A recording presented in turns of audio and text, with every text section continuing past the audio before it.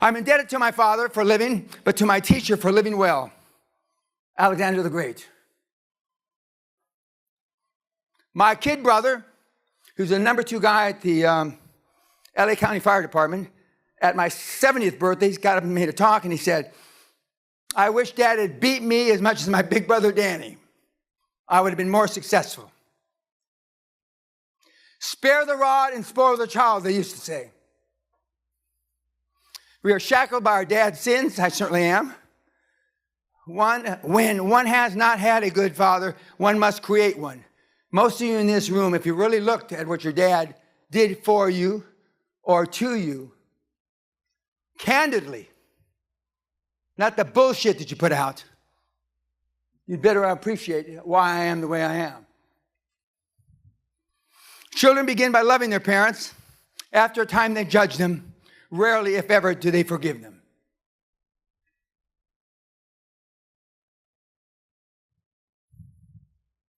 It is easier to build strong children than to repair broken men. Frederick Douglass. Sigmund Freud said, being entirely honest with oneself is a good exercise. We are never so defenseless against suffering as when we love. I cannot think of any need in a childhood as strong as the need for a father's protection. Now, Sally says I have a bad back, arthritic back, because I've been carrying people across the goal line for almost 30 years. There's a black kid, an Asian kid, and a white kid in that net. You know, you stand behind the line that you should. Psychology of the high performer. What we've talked about so far is the psychology of the Steve Jobs, the Elon Musks, Steve Ballmer, and they all think the same. And success leaves clues. And still, some of you, most of you in this room, still want to be liked, no matter how much I rant and rave. But now, at least you know why you want to be liked.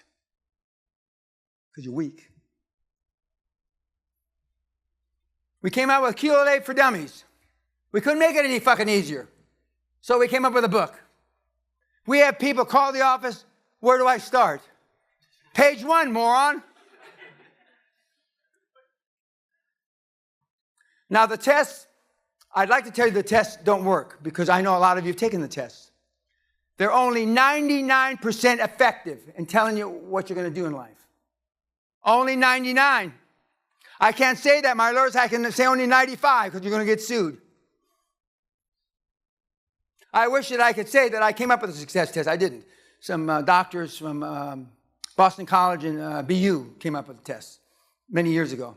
But I did come up with a snowflake test and a super success test. Now, the snowflake test, we have a 98.5% failure rate for you to take it. One of the first 4 or 5 questions is, somebody comes up and spits in your wife's face. What do? A, B, C. And the answer that almost all of you pick, I would try to ascertain if he had a bad day. Are you shitting? I would have, if I wasn't tough enough, I'd beat the fucker to death. They got another one. Your girlfriend, they said something about your girlfriend's got a big butt. Well, to me, that's not an insult. But anyway, that's a whole other story.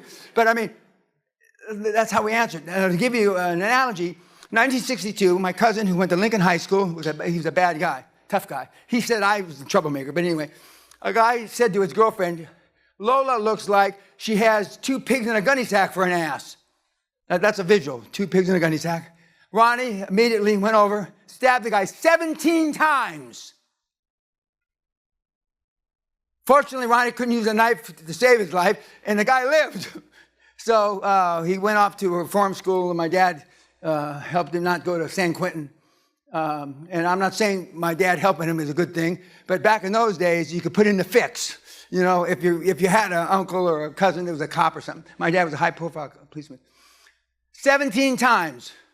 I asked Ronnie about that test. He says, no. Is that how they answer it? He can't believe it. I've seen it so many times, I finally believe it. I finally believe it. Extension learning, overcoming fear by positive experiences. How do you get over being a pussy? Okay? One of the things, and one of the reasons I continue to expand my comfort zone, is to do stuff that scares you every day.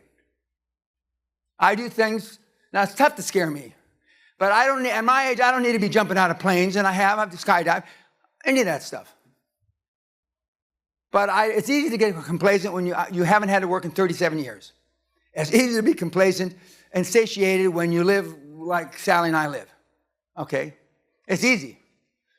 I have kids. How do you get up in the morning, Mr. Peña? Well, some days, because of my arthritis, with great difficulty, but my arthritis aside, because I'm still excited about life. There's a lot of things that I can still do. There's several other meatheads that hopefully I can bring across the line. But it's a bitch. It's a bitch, especially when you find out that reading a book's not going to get it done. I mean, you have to pull the trigger and you have to take action. But the finding something difficult to do, I've got a mentee. I'm not suggesting you do this. Picture a Corvette coming at you 100 miles an hour. Okay, it's like at that back window, and he's standing in front of it. And when the Corvette gets about there, he jumps. So the Corvette goes under his feet. His name is Jason Nagy. He's a superstar in Adelaide, Australia. And he is crazy. Pardon? Yeah, he's crazy. And I wouldn't do it. One, I'm uncoordinated. That car would just hit me flat ass. I'd be dead. You know, even though I can't be killed, I know that Corvette would hit me, and I never get over it. But there's different things you can do. For some of you, it's asking somebody out on a date. We had a guy, and I'm not making fun of this. He belongs to a gym, and he finally asked a girl that's been running next to him for 3.5 years, the same, time of the morning. He finally asked her out for coffee. 3.5 years. He didn't pay a hooker like you did. 3.5 years. Now, I can't relate to that. I just can't. 3.5 fucking years? Is that where we are? When I was 10, 11, 12 years old, I would be the guy to go, when the little girls are wearing training bras, I'd snap the training bras. And now, and he went out, and I like to say they had sex and got married. No, they had coffee once, and that was it. Hookers are easier, right?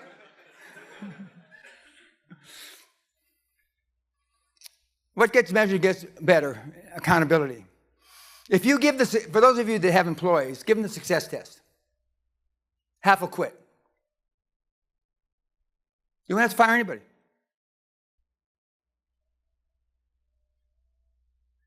When people understand how miserable their lives are, they quit. True self-esteem has to be earned. And it starts with the people that you're closely associated with.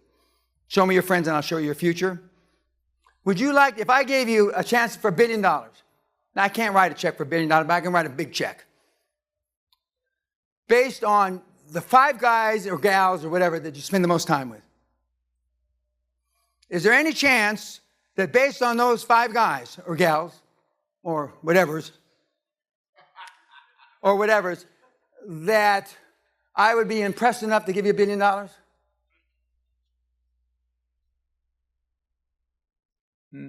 Probably not. Now, they've stolen my words, quantum leap, and now it's all over the place. And to me, that's my best look at being a drug dealer in front of where my house used to be. That was taken in 1993, and then I became an officer. First high performance thing I ever did. And I was an officer and a gentleman by the United States Congress told me I was an officer and a gentleman. I've been called a lot of things, but rarely a gentleman. I didn't know, there's a slide I use, knowing, K-N-O-W, when to say no. And the girls that I dated would say that Dan didn't understand the word no. But that's not in context for QLA, but you're 2,000 cold calls away from being a millionaire. 2,000 cold calls away from being a millionaire. Say no to 1,000 things, like Steve Jobs said. No to 1,000 things. And that's including your spouse, your mom, your dad. Disconnect your parents from your phone number or your cell phone. I can see this going over like a turd in a punch bowl. Huh? But oh, yeah, you can block them, okay. I had a kid, a convicted felon, 25 years ago in Europe. And I saw him about 2 years later. And I said, how things going? He says, fine. But when my mother, and I said, put on your phone the message. If you don't have my new number, you're not part of my new life. And he says, everything went fine until my mother got the message. And then I got anointed by the Queen a few years ago. Now, I've had the privilege of meeting 5 presidents, none of them in the White House. None in the White House. The most presidential of the presidents that I met was Richard Nixon, Tricky Dick, the nicest guy, and I don't use that word lightly, was George Bush Sr. But, you know, I've met those guys. I've met 5 secretaries of state, Kissinger, Schultz, Vance, Christopher, Hillary Clinton. Vance and Warren Christopher were my lawyers at one time. I've met prime ministers, but none of this means shit if you don't pull the trigger.